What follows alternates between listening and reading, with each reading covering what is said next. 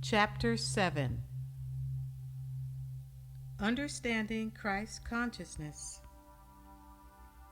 I am sure you are beginning to realize that the main point of these discourses is to encourage you to begin the process of attaining Christ consciousness.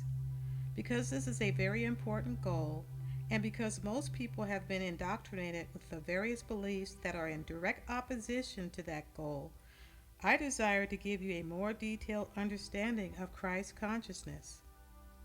To give you this understanding, we need to step back and consider how God created the world of form. To a live stream who is fully or partially engulfed by the death consciousness, God will inevitably seem like a mystery. Yet as you begin to put on Christ consciousness, the mystery starts fading until it is replaced by knowledge. I am aware that it might be difficult for you to understand the following ideas. Therefore, I am asking you to please avoid making an outer judgment about the validity of these ideas. Do not allow your human ego to cause you to reject these ideas because they somehow go beyond or contradict an outer doctrine that you have come to accept as infallible. Instead, I am asking you to contemplate these ideas with an open mind and heart. Allow me to reveal the truth of these ideas directly in your heart. To a human being, it is often difficult to accept that God has both an impersonal and a personal aspect. Most people see God as a being who is far removed from them. Therefore, they tend to think that God has no personality or individuality. This idea is both correct and incorrect at the same time. What is God? Let us consider the question, what is God? Let us consider the question, what is God? In the ultimate sense, God is a state of pure being. This state of pure being has no form, no expression, no individuality or personality. It is virtually impossible to describe this pure being through the words and concepts found in the material universe. Many spiritual teachings have described the state of God as the void, in an attempt to indicate that you cannot project material images upon God. God is beyond any words or images found in this world.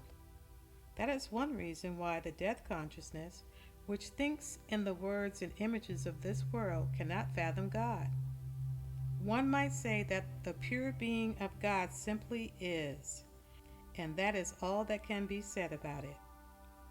The state of pure being is formless. You live in a world in which everything has some kind of form, and I call it the world of form.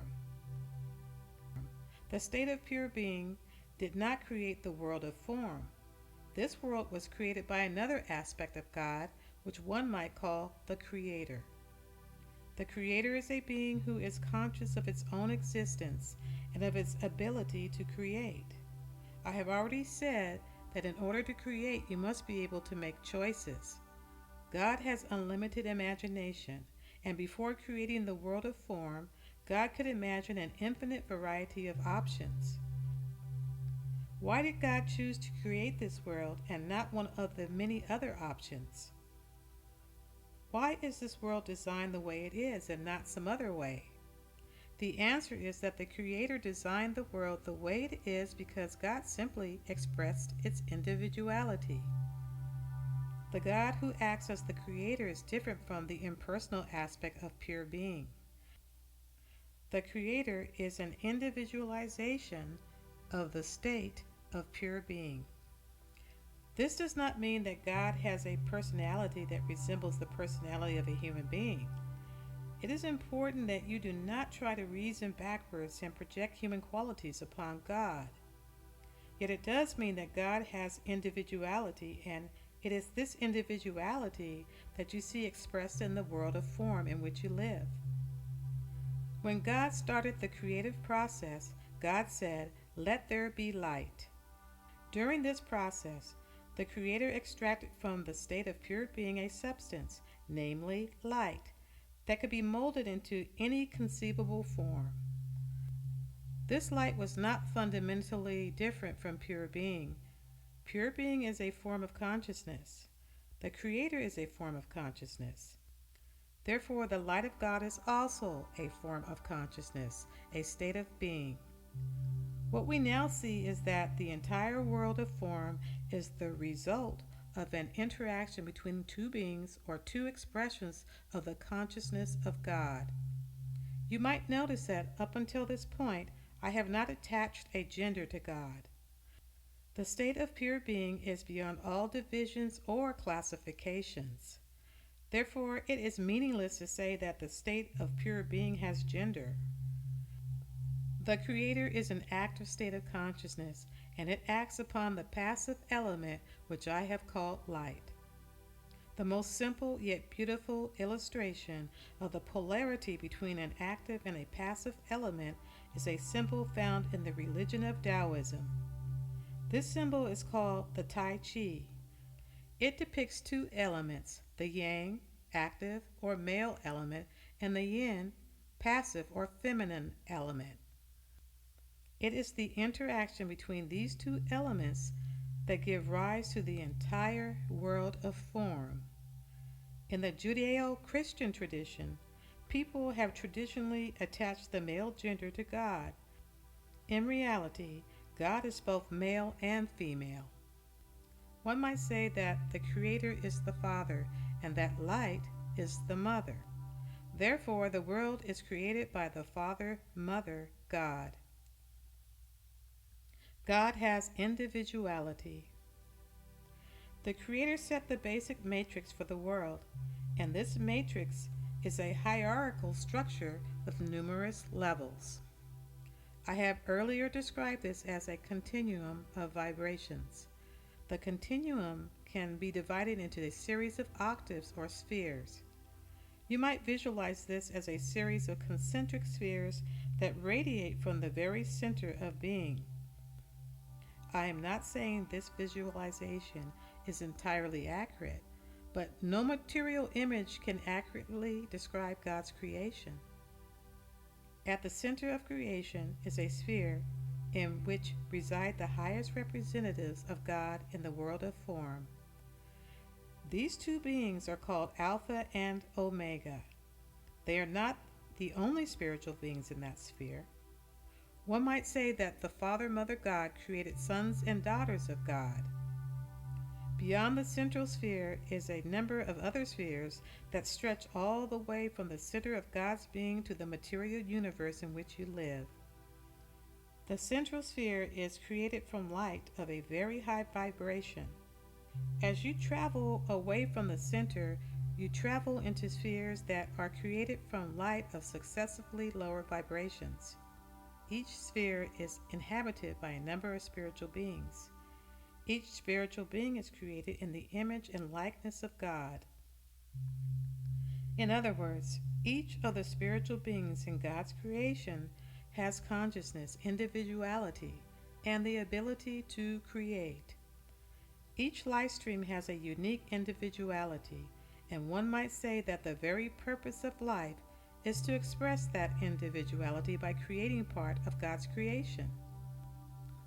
The image I am trying to communicate is that the entire world of form was not created by one being. The beings at each level act as co-creators and help create their particular world. In the process of helping to create their world, these beings also help create or build their individuality. On Earth, children might have many similarities with their parents, but they are still unique individuals. Therefore, children might decide to travel away from their childhood home. This is also the case in the spiritual worlds. The beings at each level produce spiritual children. Some of these life streams choose to leave their native world and travel into other spheres. A life stream can travel in both directions. It can choose to ascend to a higher sphere, or it might descend to a lower sphere to experience life at that level of God's creation. The spiritual hierarchy. What I am trying to help you understand here is that the world of form is created by a hierarchy of spiritual beings who are conscious of their own existence and of their ability to create. How does this relate to you?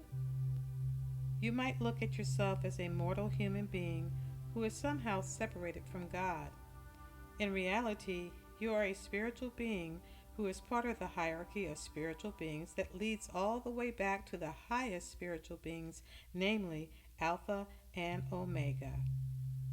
Your life stream was created as part of this hierarchical chain. In one sense, you are the offspring of the Creator. Yet your life stream was not necessarily created directly by the Creator or by Alpha and Omega. Many life streams on earth were created by spiritual beings at one of the other levels of the spiritual world. A newly created life stream can be compared to a child who does not fully know itself or its creative potential. Therefore, when your life stream was created, you saw yourself as the offspring of your spiritual parents. But you did not see that your spiritual parents were the offspring of Alpha and Omega. In other words, you did not realize that you are part of a chain that goes all the way back to God. You did not realize that you are a son or daughter of God. It is not God's intention, nor is it the intention of your spiritual parents, that your life stream should forever remain in ignorance of your true identity. It is God's intention that your life stream should gradually build a sense of identity as being an individualization of God. How can a life stream build this sense of identity? It can do so only by perceiving a direct connection between itself and God. How can a life stream see a direct connection between itself and the highest expression of God? It can do so only by looking beyond the level of the world of form at which it is created. What gives the life stream the ability to look beyond any aspect of the world of form and see that, regardless of outer appearances, everything is created from the essence of God? The life stream can do this only through the Christ consciousness, the only begotten Son. The universal Christ consciousness is the only begotten Son of the Father and Mother God. It is called the only begotten Son because it alone knows its heritage. In other words, the Christ consciousness can see that all manifestations in the world of form are simply the expressions of the deeper reality of God. The Christ consciousness can see beyond any outer appearance. It can even see beyond the world of form and perceive the state of pure being. The Christ consciousness is a universal state of consciousness. By that I mean that it is not individualized. It is individualized only when a spiritual being, a son or daughter of God, makes a free will decision to unite with that Christ mind and thereby come to a full recognition of its spiritual identity and origin. Alpha and Omega personally created a number of spiritual beings. Even these spiritual beings were not created in the fullness of the Christ consciousness. They had to go through a gradual process of putting on that Christ consciousness. Yet for a spiritual being created by the highest individualizations of God, putting on Christ consciousness is not a difficult process. Still, such a spiritual being must make a choice to put on the Christ consciousness. Obviously, as you move to the lower levels of the spiritual world, the life streams created at those levels have to go through a more difficult process to put on their individual Christ consciousness. Yet any life stream created at any level has the capacity to put on the full measure of its personal Christ consciousness. in the image and likeness of God. Any life stream, any spiritual being is created in the image and likeness of God, meaning that it is given free will and the ability to imagine and create. Obviously, a new and inexperienced life stream does not have the full creative abilities of Alpha and Omega. If it did, it could literally destroy the entire universe by thinking one wrong thought. Therefore, a new life stream must go through a process whereby it gradually grows in understanding and maturity. The life stream learns to express its individuality in a way that is not destructive to itself or other beings in God's creation. As a life stream goes through this process, its creative abilities will be increased. As a life stream shows itself to be faithful over a few things, God will make it ruler over many things. This process is a path whereby the life stream puts on the Christ consciousness and eventually comes to the full realization that it is a son or daughter of the Most High God. When that state of consciousness is achieved, the universal Christ consciousness has become individualized through that life stream's union with the universal Christ mind. The point of telling you this long story is to help you realize that the material universe was not created by the highest individualization of God. It was created by certain representatives of God. According to the Hebrew Bible, the earth was created by Elohim. In Hebrew, Elohim is a plural word. In other words, a number of spiritual beings, 7 to be exact, created planet Earth.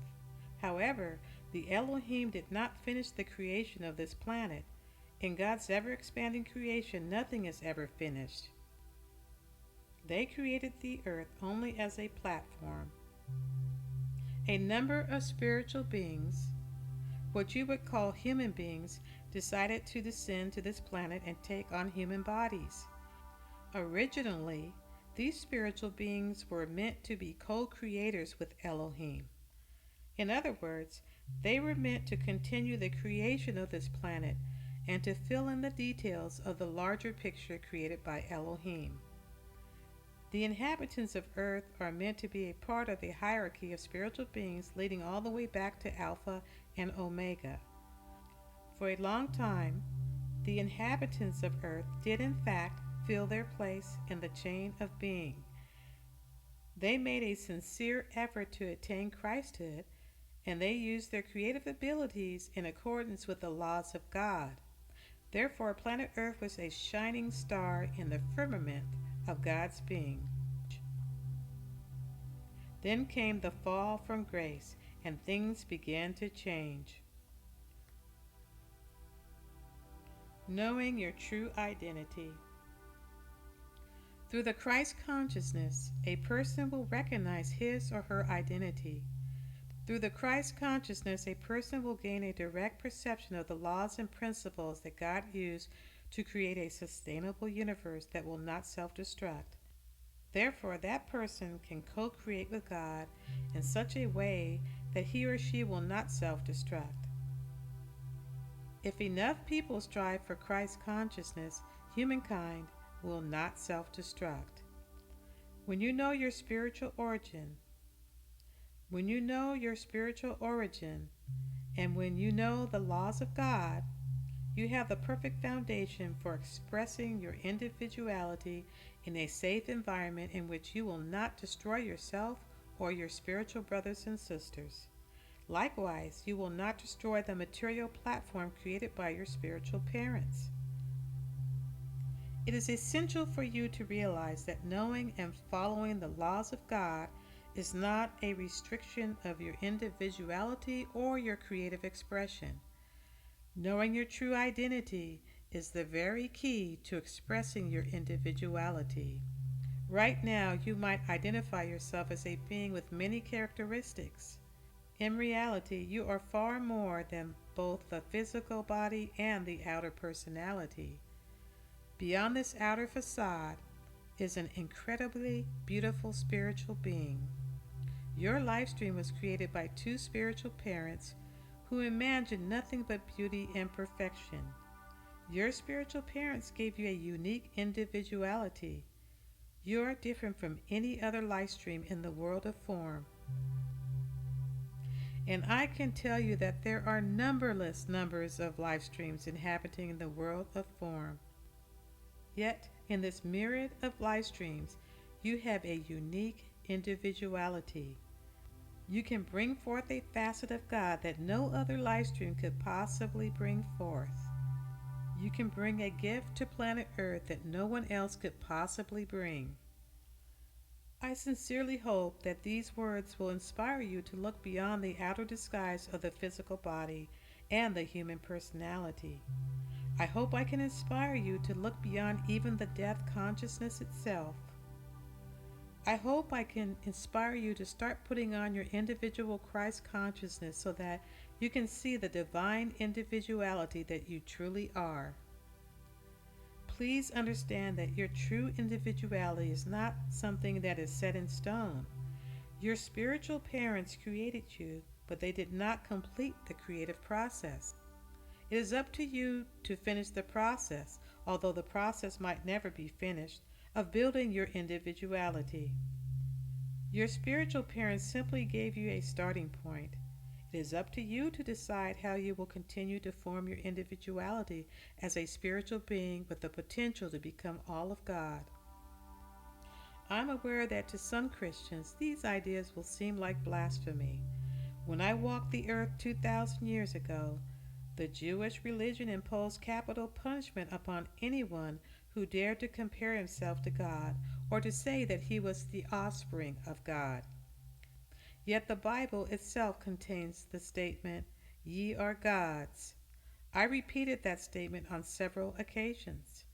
The Bible itself also contains the statement, "Without him was not anything made that was made." Simply consider the question, how could God possibly create something that was different from itself? In the ultimate sense, God is what I call the state of pure being. This state of being is all there is. The state of pure being does not have form.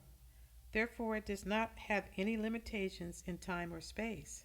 It is meaningless to talk about time, space, or any other form of limitation when you are talking about the state of pure being. It isn't this or that. It simply is. In other words, there is nothing that is outside of or different from the state of pure being. In other words, there is nothing that is outside of or different from the state of pure being. Even if the original creator wanted to create something that was different from itself, it simply could not do so. It is not possible to create something that is not made from God's substance. It is possible to create something that is different from God's original vision and intention for this particular universe. It is possible to create something that is not in accord with the laws of God. Therefore, that something might appear to be different from God or separated from God.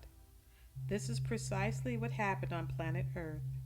Human beings, or rather spiritual beings, were originally designed to be co-creators with God. When human beings fell into a lower state of consciousness, that original intent was not altered. You are a co-creator. How do you co-create? You create because your life stream is constantly receiving a stream of energy from the spiritual world. You create by qualifying the spiritual energy through the images that you allow your conscious attention to dwell upon. In other words, the pure spiritual energy of God takes on the form of any image that you hold in your mind. Therefore, you are constantly creating. If you focus your mind on the perfection of God and the laws of God, you will create within the framework of God's laws. Therefore, your creation will be sustainable and it will not self-destruct. It will also be an individualized expression of the perfection of God. If you allow your mind to dwell upon imperfect images, then you will begin to create imperfection. Before the fall, The earth was a very different place from what you see today. Everything on this earth was an expression of the perfection of God. Everything was pure and everything was beautiful. There was no such thing as poverty, disease, starvation, suffering, or any of the other limitations you see today. The beings that inhabited planet Earth before the fall did not treat each other the way human beings treat each other. There were no wars and there was no crime. There was only beauty and perfection. After the fall, a large number of life streams lost the direct perception of God's laws.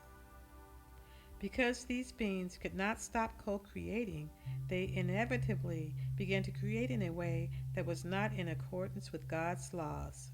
Therefore, they brought forth imperfect forms.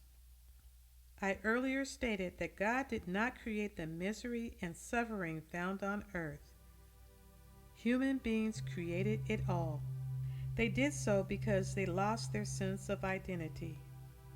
The only way to know God's laws, the only way to start creating perfection instead of imperfection, is to attain Christ consciousness. Christ consciousness is literally the only solution to the problems found on planet Earth. When I appeared 2,000 years ago, I came to bring the very message that I have just given you. I was somewhat limited by the state of consciousness found on the planet in those dark days. Yet I did bring forth essentially the same message that I am giving you today.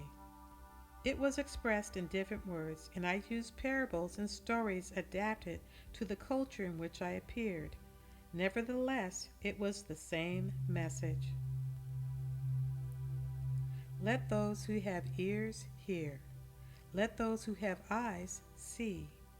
Let those who have a measure of Christ consciousness recognize the truth in my inner teachings that have now become, for the first time in human history, the outer teachings. Let those who have a love for me absorb my teachings as the bread of life broken for you. Let them water the seed, the Christ consciousness that I have personally planted in their life streams. When I walked the earth, it was dangerous to express the teachings found in this book. It was dangerous for people to follow those teachings. You could be nailed to a wooden cross or burned at the stake for daring to say that you are a son or daughter of God. In the past 2,000 years, there have been periods when it was still dangerous to openly strive for Christ consciousness. Ironically, the very church that claims to be the Church of Jesus Christ has at times persecuted those who dare to follow my true teachings. Fortunately, times have changed. You will no longer be nailed to a wooden cross or burned at the stake for being a true follower of the true teachings of the true Jesus Christ. Dare to follow my teachings. Some people might persecute you in various ways. They might rail against you and accuse you falsely for my sake. Nevertheless, what is that to thee? Follow thou me into the Christ consciousness. I am the good shepherd, and I am here to call my flock home. My sheep know my voice. Dare to recognize my voice and dare to recognize yourself as one of my flock. If you love me, keep my commandments. The only commandment I ever gave was to be who you truly are, to be a Christed one in embodiment. Dare to be all that I am. Dare to follow my example and put on your individual Christhood. I am Jesus Christ, and I am an individualization of the Most High God. You are an individualization of the Most High God. I recognize and acknowledge who I am. You do not yet recognize and acknowledge who you are. Yet the only difference between you and me is a decision. I have made that decision. You have not yet made that decision. Will you make that decision now, or will you continue to procrastinate? Will you choose to be, or will you choose not to be? The solution to human problems. Beloved hearts, to explain why I am pleading with you to make the decision to seek Christ consciousness, let me summarize what we have looked at so far. We have seen that God has not created the state of suffering, limitation, and misery found on planet Earth. Instead, human beings have created their own situation. We have seen that there is only one possible solution to the problems found on this planet. That solution is the Christ consciousness. I have told you about the universal Christ consciousness. Yet the solution to the problems on earth is not the universal Christ consciousness. The reason being that the universal Christ consciousness simply cannot enter this world. God has created the law of free will, and no being in heaven will ever violate the free will of human beings. Therefore, the cosmic Christ consciousness itself cannot act in this world. As a result, the key to changing the current situation on planet Earth is not the universal Christ consciousness, but the individualized Christ consciousness. When I walk the earth, I express my individualized Christ consciousness in this world. I was, quite literally, the light of the world. It is true that I was completely united with the universal Christ consciousness, yet I still was not expressing the universal Christ mind. I was expressing my individualized Christ mind. The essential point is that you cannot expect some spiritual force from heaven to suddenly descend and solve all the problems on earth.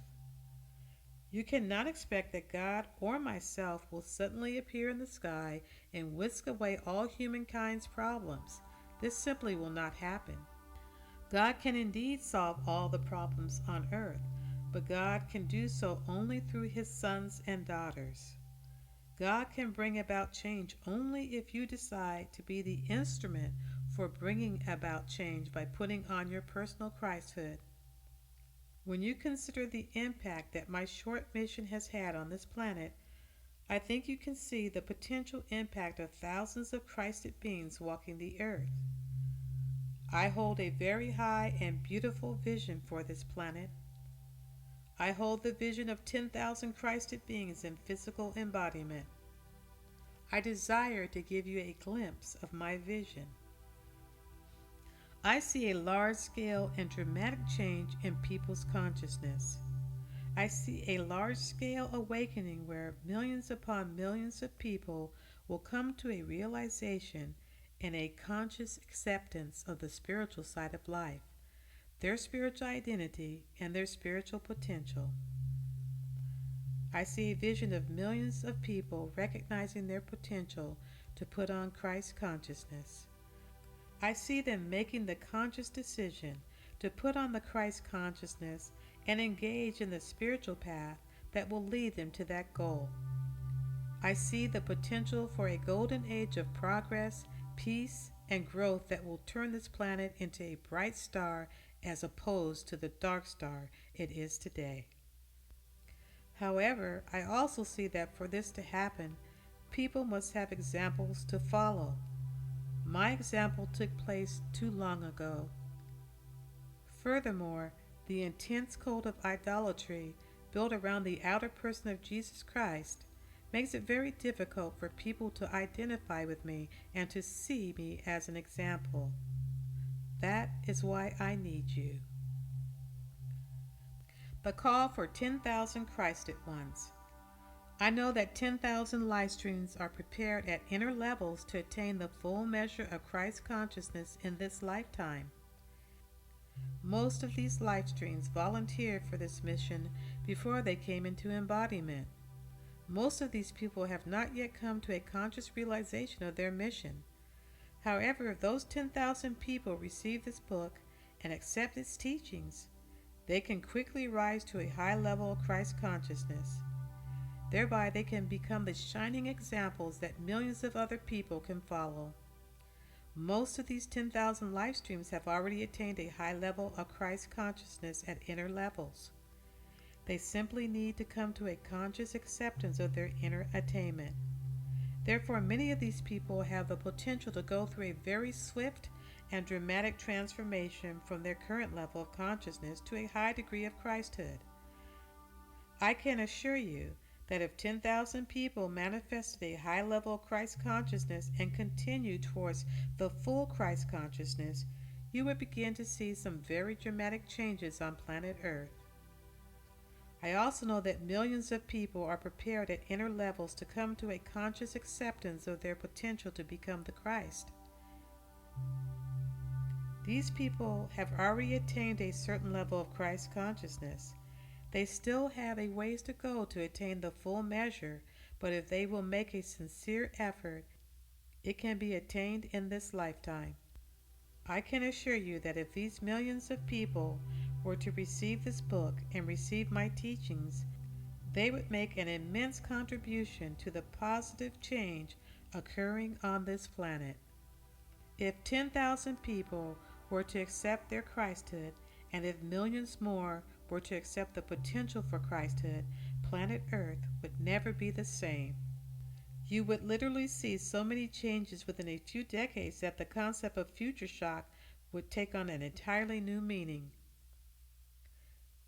As a result of such an awakening, the vast majority of humankind would rise above their current consciousness of materialism, hopelessness, and despair.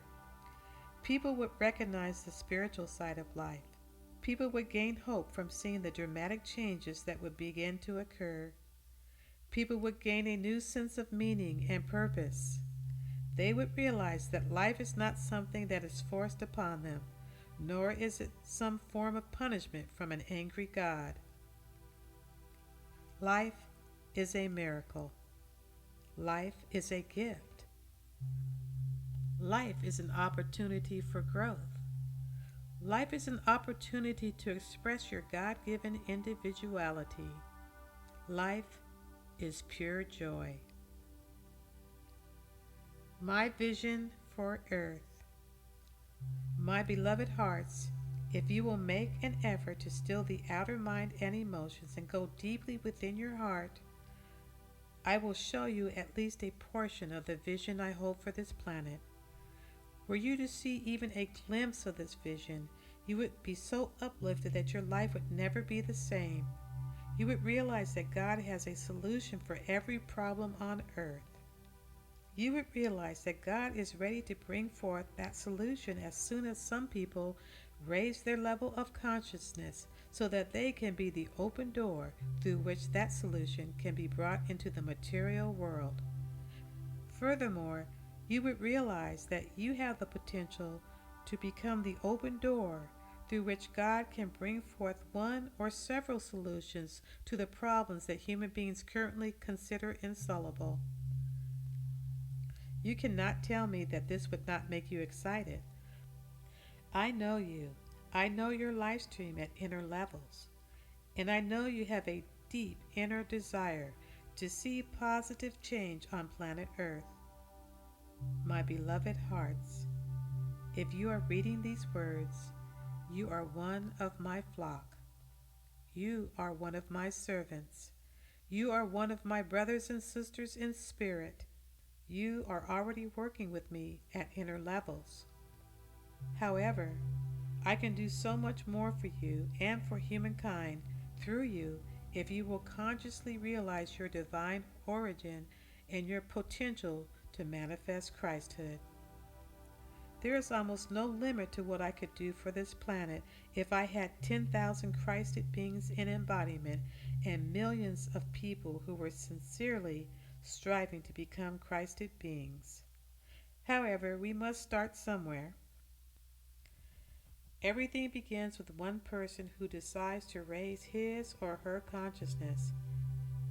If you desire to help bring about my vision, you must begin in the only place you can possibly begin, namely by changing yourself.